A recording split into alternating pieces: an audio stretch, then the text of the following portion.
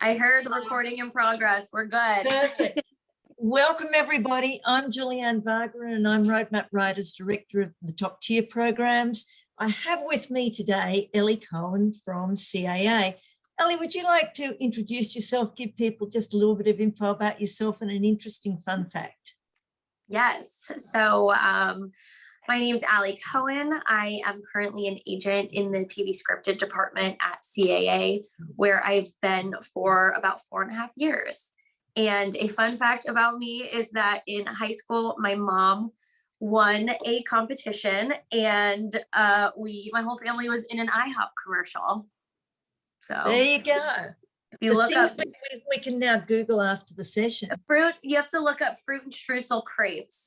That's the spot that it was. I absolutely love it. What's your favorite part about being an agent? I'm trying to remember what I said the first time. What I love about being an agent, for me, it's the freedom, the creative freedom that we really have in this role. There was a time where it was very much agents stayed in their lane. It was, if you're a TV agent, you did TV. If you were, books agent, you did books, and people just really, it was really divided. And I feel like now, as someone who isn't, I'm not creative, but I love working with creatives, I'm able to sort of be creative and have a business mind and put those two together to really help strategize for my clients. So whether that's, they want to write a kid's book or a graphic novel, or have an idea for something in the non-scripted space, I love that together I can work with my client to strategically come up with different business plans for how they can grow their business and grow as a creative as well. So there's a lot of entrepreneurial elements to being an agent that challenge you to think outside the box. So it's probably one of my favorite things about it. Absolutely. And what excites you about a writer when you're looking at them as a prospective client?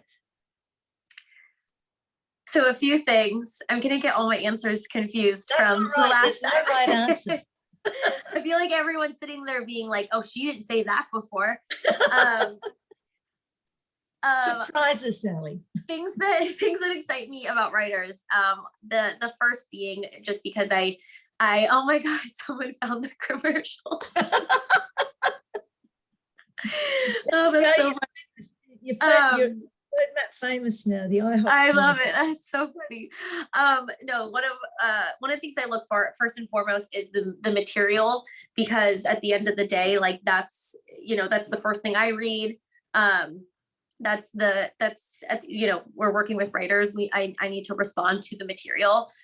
So for me, I really gravitate towards anything that is character driven, dysfunctional families, YA, coming of age, dark comedy, female driven romance. So those are things that I tend to gravitate towards when I'm reading a script, when I'm getting material. So I think definitely connectivity to their material is the first thing that I look for in potential clients. And then, off that, we typically read their bios that get sent to us. And I think oftentimes people feel pressured to just put list the things they've done, list their, this writer did this, and then she did that, and then they did this. And it just becomes a checklist of the shopping things that they've done.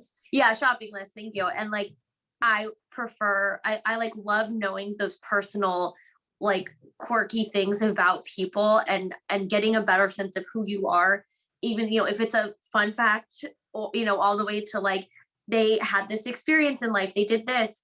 And I think, and we had mentioned it before, but, a lot of people who, are fresh out of school, and they're, they really just have their college degree and maybe like a senior thesis, or they did AFI, on their resume. I think there's so many other things about you that make you dynamic, because every person, is dynamic, that I'd love to really know what some of those fun things are. Did you live somewhere else? Like who are you? Like what makes you you? If you can put a few of those little tidbits in there, that really speaks to me, because I like to get a sense of the people. And And yeah. Our director of outreach loves whenever he pitches, James says, I'm the world's foremost expert in pancakes. And honestly, no one will ever forget James because he does that. And I think one of the things you and I talked about before was it's all about being a human first. And Yes. you know, getting that, being a person as well as a storyteller, and getting away from that shopping list and Exactly. saying, this is who I am, and my personality drives my writing. It's so true, because I think so often people feel the need to just present themselves in this way of like, you know, here's my resume, here's everything I've done. And I always recommend, it's like, take that deep breath, like relax, like, you know, we're all human. So showcase those elements of yourself. And with writers who, you know, you love their writing, but they're just not great in a room, what are some of the things you do to get them to be relaxed and to, you know, be comfortable in the room? Because, you know, sometimes we are very robotic. We've learned our pitch. We know, but I remember sitting at 4 a.m. in front of Skype in the early days of Roadmap, just reciting and looking at myself doing my pitches, and oh my God, you know, and that's, I think everyone's got a story like that. What gets you to get people, you know, better in the room? Yeah, I think at the core of it, I find that a lot of it is confidence, is helping them to be confident. I try to be very straightforward and not sugarcoat things. And at the end of the day, like my client is also a representative of me and the type of people I work with. So it's, you know, it's not just, it's about us together being a team and presenting, you know, the two of us in our partnership in the best way. And so for me, you know, I definitely, I'm not shy of pointing that out. I'm someone who appreciates constructive feedback. So I gravitate towards people who are not afraid of constructive feedback as well. And you know, if that is a circumstance, I more often than not will like help with practice pitches, help with practice, you know, get to know yous. I always recommend people do it in front of the mirror and just like say it over and over again until it's ingrained in your brain and it just comes out. But I think doing that and practicing a lot on your own, you know, really will help that come out organically. And going back to what I was saying about confidence, I think a lot of the times, like what you're doing, putting your writing out there or pitching a show that you thought of, or that came from a personal experience, that's really vulnerable. And that's like really hard to do. And so what I try to encourage my clients is that when, you know, if you're meeting with someone on your writing or whatever it is, like you put your thoughts on paper, and like that's incredible. And you need to be confident and you need to trust that like what you did, especially if it's someone put it this way, if it's someone I'm already working with, I think they're a great writer already. You know, I think they have promise, and I am always encouraging of that. But I think it's also about working on that confidence to make sure that what is on the page is also reflected in their essence and what they give off. So if that's not something I'm getting from them, I'm, you know, more often than not will say something and try to work with them on it, because there really is like that balance between being a good writer, but also being a person, you know, being personable and being confident. And the other thing that I think I mentioned before is think of your passion for this project. And a lot of times when you're holding that passion at the forefront, as opposed to that anxiety, you know, your passion is what you want to shine through. And, you know, after a few minutes, I feel like people calm down and they just really focus on the thing that they're interested in. So I definitely recommend that people don't lose sight of their passion when they're pitching or when they're talking about themselves. Absolutely. And in terms of people's portfolios and things like that, what do you want in their body of work? What makes you feel they're a well-rounded writer that you can sell? Yes. I prefer to work with people who have more than one sample. I think that there's a lot of writers who do their one sample. It's great. They're ready. Here we go. Let's get it out there. And that's great. But I admire people who are constantly trying to do more, trying to, you know, not be stagnant, not stay in the same place too long. So for me, I personally love to see a variety in their work. So whether that's, you know, a drama and then a rom-com or crime show and then a dark comedy, whatever it is, I think that showcasing your versatility as a writer is really important. And you know, even if you're just like a true straight down the middle drama writer, there's so much you can do there. There's a family drama, there's crime drama, there's relationship drama, there's thriller. Like there's a lot there that you can play with. So even if it's just something like in that range, I think it's important to showcase that you have, you know, a few different things that you can speak to. And I think I mentioned earlier too that it doesn't necessarily have to be a script. You know, if you have an idea and you're having trouble putting it into a script form, write a short story. You know, have an hour-long pilot and a 6-page short story that's in a different genre or something like that, because those things can really complement each other. And then the other thing I mentioned earlier too was that knowing what you want to go up for is really important. So if you are, you know, if you want to do genre and drama and dark comedy, maybe you're, you know, in horror, like you're all over the place, you have a lot of interests and passions and you want to do it all. But I only have a dark comedy sample. It's going to be really hard for me to put you up for a job that's in a big world building sci-fi fantasy show. It's not going to justify it because the material doesn't reflect what you're going to be writing.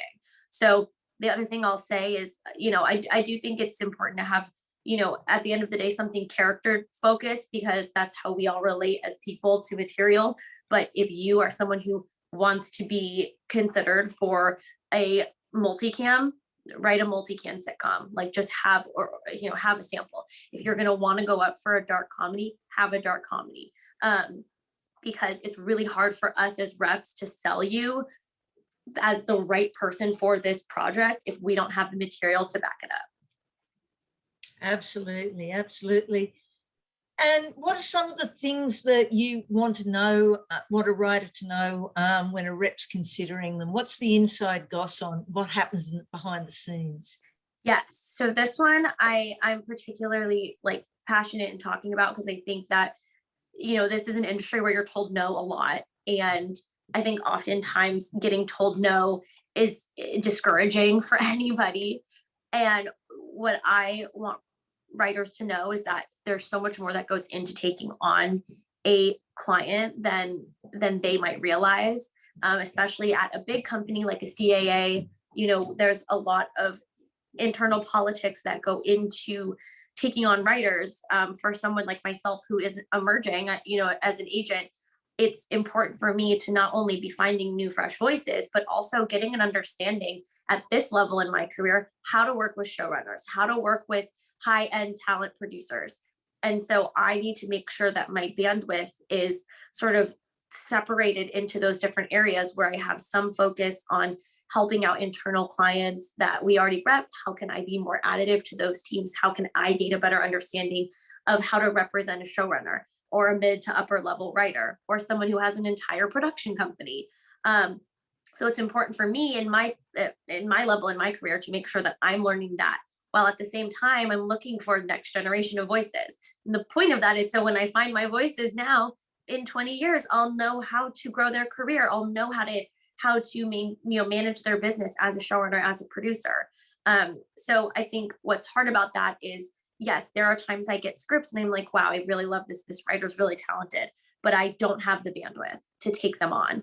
And that I get really frustrated personally because, you know, a part of the reason I got in this was so I could help find new voices and new stories. But I would be doing a disservice to the client if I took the client on when I was not in a place to give them my all. And you know, I think that kind of goes into another question that we're going to talk about, which is, you know, what should a writer look for in an agent? And honestly, the two of them kind of go together, because why, you know, if you're a writer, it's not always about like, oh, sign me, like I just want someone to rep me, like I'll take anything. I know that at times it feels that desperate because that's how you get your foot in the door. That's how you start getting put up for jobs and things like that. But if you're on a roster and you know you're not being prioritized, you know that your agent has other things that they need to focus on, you're going to feel neglected. You're not going to feel important. And it's not worth being with someone for the sake of being with someone if they're not in a place where they can prioritize you and give you their all. And that's how I feel. I think we all know what it feels like to burn the candle at both ends and to overextend ourselves. And in those moments, it's really exhausting and it's really hard. And so for me to be in a place where I can't bring people on, it's so much of it is more so because I would be doing a disservice to them. I would not be able to be attentive to them and giving them the attention that they need right now at this moment in their career if I were to take them on. So for the sake of the writer, like something to keep in mind when your script is being sent out to reps, to managers, to agents, whoever, is just know that it's not always, if you're getting told no, like they passed on you, know that it's not always, oh, they're a bad writer, or they didn't like this, so I didn't like that, whatever it was. There's a lot more that goes into it than just I like their writing, I don't like their writing. So just don't get discouraged every time you're told no, because what we were saying earlier is there's a right place and a right time for everything. And all that matters is that when that right place, right time happens, you're prepared. So it might not be now, but maybe a year from now, an agent will get your script again, and they'll be in a different place where they have more bandwidth to bring on another person to their roster. So it's about right time, right place, right script, right person, the stars aligning. A lot of alignment happening, exactly. And we had a few questions before, all relating to do with, when do you get an agent? When's it worth having a manager? Do you get lost as an emerging writer in a big company? What sorts of comments would you give on that sort of frame? Yeah, absolutely. To the manager agent question, my viewpoint on this is that there's really no one right answer.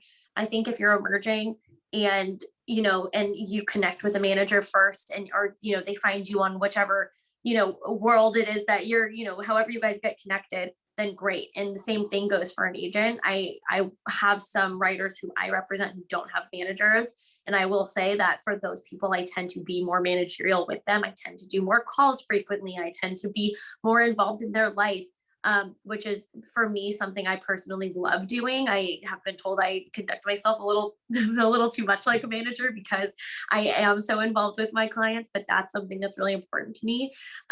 So I think that said, there's no one way. If you get a manager first, that's great. If you get an agent first, that's fine. Like I think what matters is that with whoever you go with first, you're open and you have a good dialogue with them, because if you have a manager, that's a conversation to have with them, is when should we bring on an agent? When, at what point in my career do you think we need to bring an agent? And the same thing goes to having an agent first. The clients that I work with who don't have managers, we're kind of like waiting for a few things to happen to justify needing to expand the team. Because also don't forget, that's another 10% of your paycheck that you're getting rid of. And so if you don't really need that, much, if you don't need that much more attention, if you're not in a place yet in your career where you're doing 6 things and you need more people, helping you out, maybe wait a little bit, then you save that, that's more money in your pocket as well. So I don't think there's necessarily a right or a wrong answer. I think part of it also goes into your preference. I think managers are going to be a little bit more, I don't want to say hand-holding, but attentive maybe is what I'll say. They're just going to be, they're a little bit more like there step by step every day.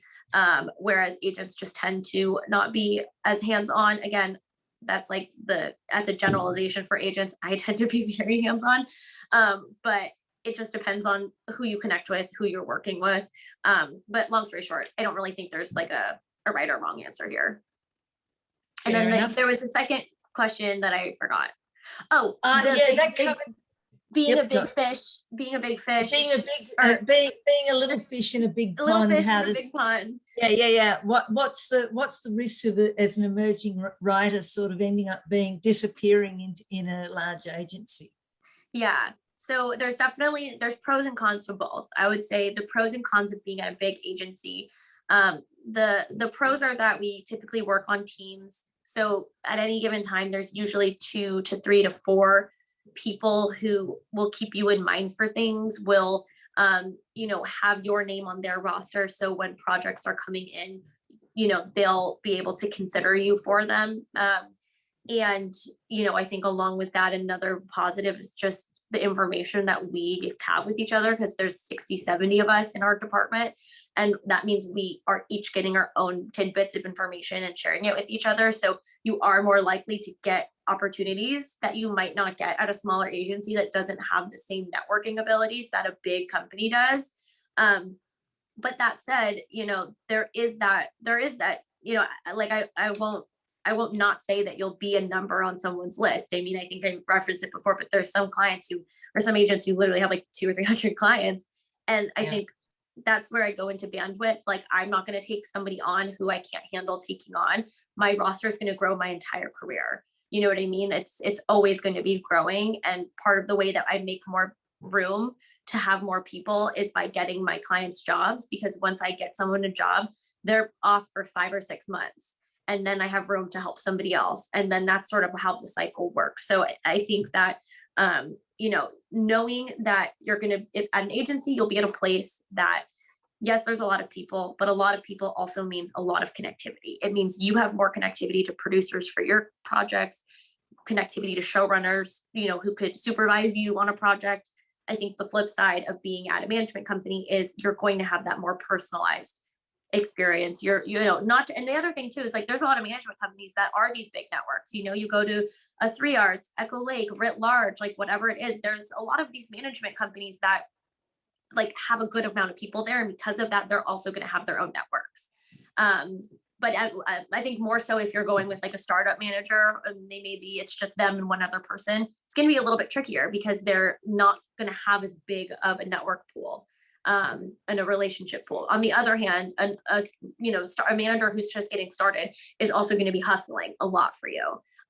So I think there's just a lot of factors that go into it. And I think at the end of the day, it's like you need to feel connected to whoever it is that you're working with, and you need to just feel in your gut like this is the right choice. I think I mentioned it before, but like we had a signing meeting with this director who ultimately went to a smaller agency. She chose to go to a smaller agency, and like that's her choice. She connected with the people there better. That's what she wanted to do. She might, this is me being snarky, she might regret it one day. She might come back. She might come back. But the truth is, a lot of people do come back because they get to a point where they're like, I need more resources. I need to be connected to more producers. I need to be connected to more showrunners. I can't do that at the smaller place I am. So you need to be at a bigger place. It's really case by case. Everything, there's no one way that anything happens. But I think that it's I think you need to reflect, look at into yourself and what do you need in this environment, in the things you want to do, and then kind of target the places that you might want to be at through that. Awesome. What we might do is open up to a few questions. You said you'd like people to appear. So I would love that. I'm happy to like do the full Yep. screen thing too. I don't know how to see everybody, but you should. We can't see everybody because we're in webinar view. What I need is if anyone's got a question, they put up their hand and I promote them to a panelist to ask. So it's a little bit more tricky. If you prefer to ask over the chat, that's totally fine too. While we're waiting to see if anyone puts up their hands at the moment, I do have a couple of questions. One's from Gina, who pitched you earlier. Oh, here she is. She's put up her hand. So let's let her ask her question herself. So Gina, let's see if she comes through. Yeah, she's on her way. I know she's in cyberspace. Gina, we can see you almost. Hi. Yes, we can hear you. Oh, okay. Hold on. Here I go. Oh my gosh, technology today. There we go. Gina, you had a question about your screen. Thank you so much again. And I know when I was pitching, I got really into character because I am writing a true story for the first time. So thank you for those tips. I came to screenwriting I took the long way around. I became an art. Like when I started, being in LA was a must. And now with the pandemic, I think some things have changed. So Is your agency and others, are they okay with writers being outside of LA? Yeah, absolutely. I think we personally don't care. There are some rooms I've noticed for staffing that are Right. going to be in LA. And I think getting approval to be the one person who Zooms might just be case by case. I have a client who lives in Texas, but she's in a room in LA and she's just Airbnb right now Yeah. Yeah. while she's in the room. I think that's Yeah. honestly pretty Well, common.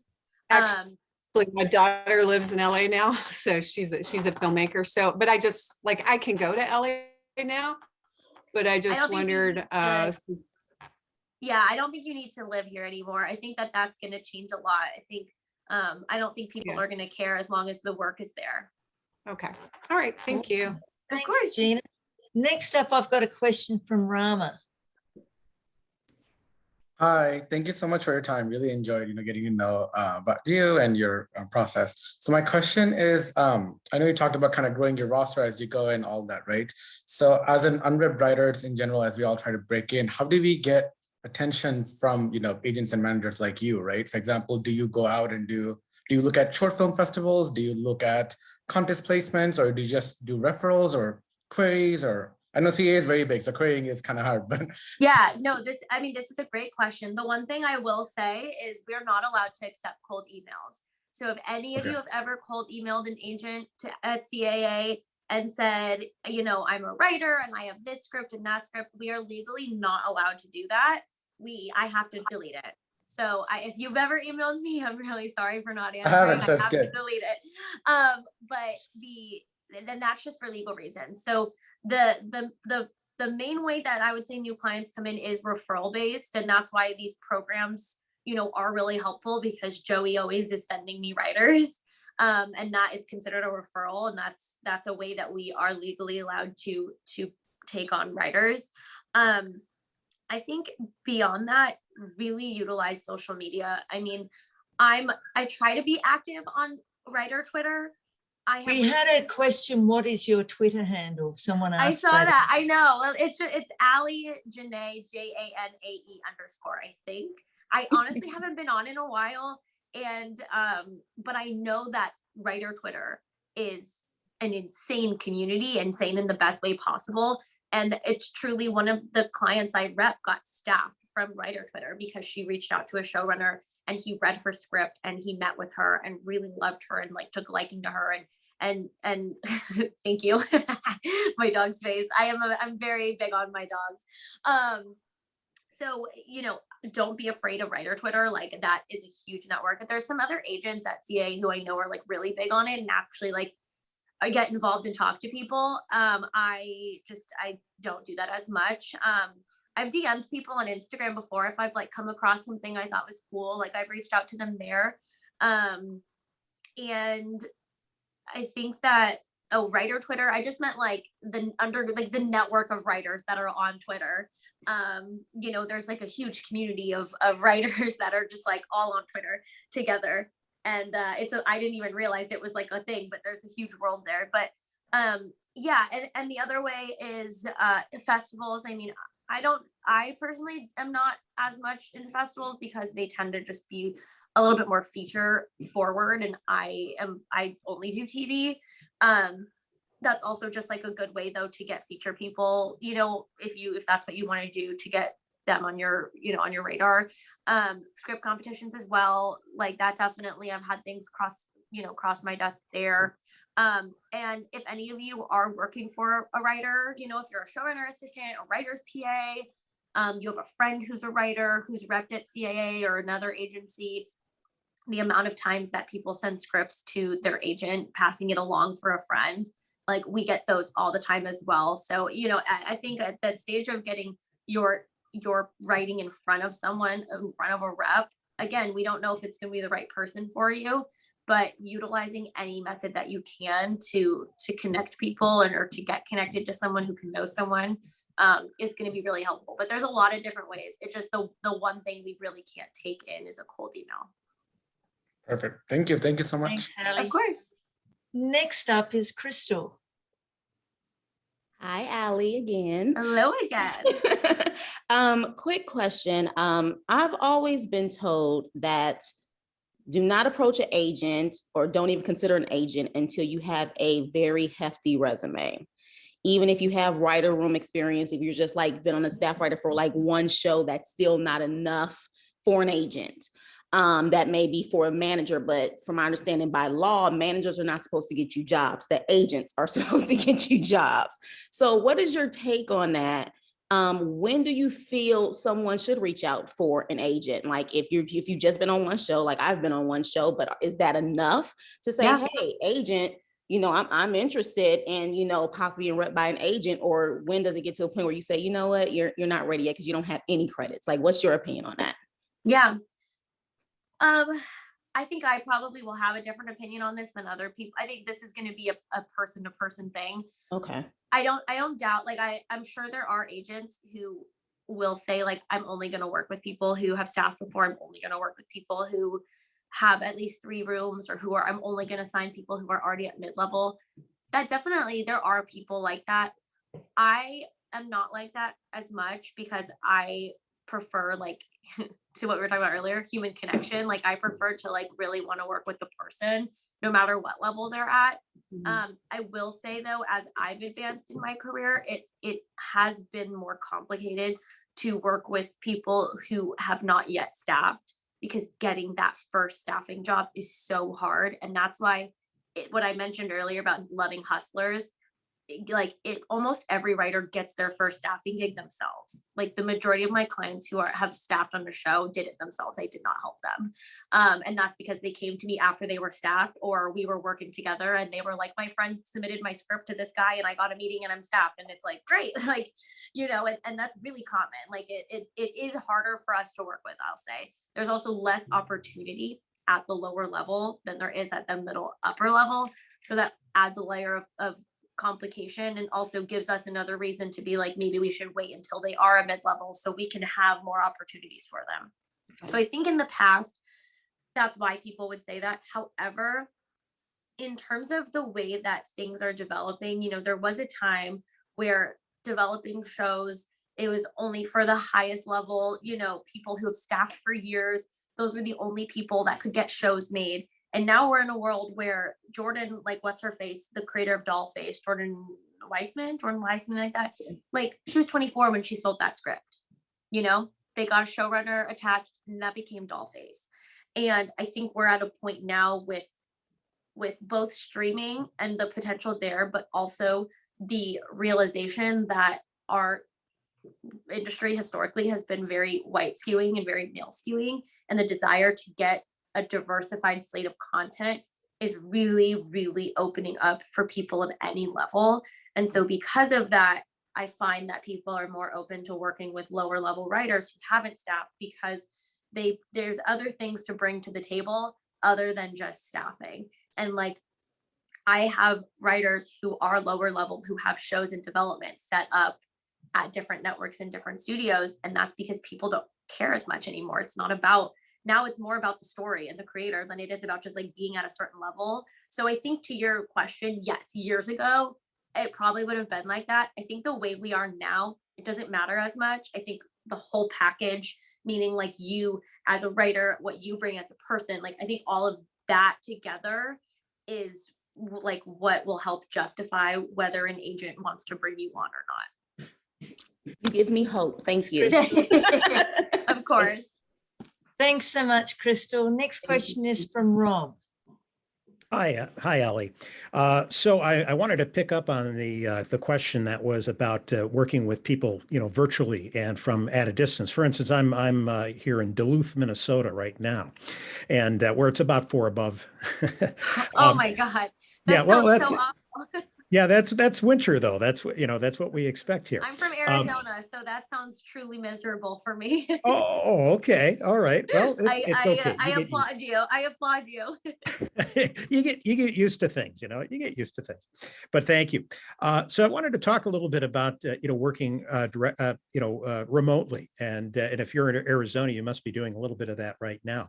But I wanted to ask if you could give some examples of referrals that came to you. For instance, you mentioned, like Writer's Roadmap, Joey is a referral. I'm working with a gentleman on a different project, theatrical project, but he also happens to be an executive producer of a TV series. So, through like a Joey or this gentleman that I'm working with that is an executive producer of a current running TV show, that would be an appropriate referral to you or someone at Yeah, CAA. I think it makes more sense if there's connectivity.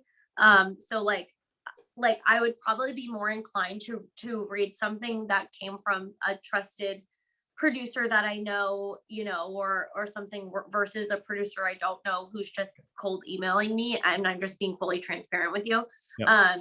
So I think that like the more connectivity you can find to people, the better. But yeah, like that's essentially what Joey is helpful with, is like being a way to get to get people into my inbox. And same with all the other, I know he works with a ton of reps in the industry, and that's it's the same kind of thing. And did you have a question I forgot, did you ask something about being remote? Yeah. I wanted to ask if you had some examples of somebody working remotely and that's working on a series in a writer's room and they're strictly remote. Any examples? Yeah, I mean, it's funny because a lot of my stuff right now is in person. Most recently there's an animated show coming out on Apple called Strange Planet, that I had a writer in the room for, and she was working from home the whole time. Let me think. A lot of One people of have our top tier writers is working on a show, completely. I don't know which show it is, but yeah, he did the NBC fellowship, and then from that got a staffing job, and he was posting photos saying, "Here's me on my way to my first job as a staff writer," and it's photos. He said, "I walked from the lounge room to the kitchen." Yeah, So exactly. there certainly are numerous ones Definitely. out there at the moment, And I think beyond staffing too, I mean, I have another writer who was in the room for The Big Leap, and she was virtual, and the same writer is putting together, she has a project set up at UCP that we're going out to pitch to market this week, and her entire development process has been virtual. So, sending in the script, having every meeting that she had with the execs. I will say I'm a big energy person. Like being in a room with someone I think it's really different than being on Zoom. And so I think for people who are a little bit more introverted or just like quieter by nature, I do think you have to really force yourself out of your comfort zone for those Zooms, because you're missing out on a lot of that connectivity, by not being able to like feel each other's presence. But it's definitely doable no matter where you are. I think COVID, that's like one of the main blessings. Don't want to call COVID a blessing, but like, the showing that like you don't need to be in person all the time to be successful, I think is going to go a long way for the future of our industry for sure. Yeah. And that's been a consistent message throughout this Thanks. conference. So thank you very much, Ali. That covered it. Thank you. Of course. Thanks so much, Rob. And next question is from Frank. Hi, Ali. First of all, thanks very much for a great, very informative presentation. This has been fantastic. Former IHOP employee when I was in high school, so I have an IHOP connection. But I'm sure so many years ago you weren't there. So a question about the industry. Have you seen a change? I've made a few pitch meetings recently where they were telling me there's a backlog of projects that are in development hell that is related to COVID, but it's starting to shake through. Do you see that starting to shake through for this coming year and things starting to open up during 2022? Yeah, I absolutely do. I mean, I think the worst time to go out with a project was like the first 6 months of COVID, because everyone kept saying like, no, we're still open for business, but like no one was taking anything on. And that backlog was really there. I think because of that, a lot of projects got dropped. They were just like this.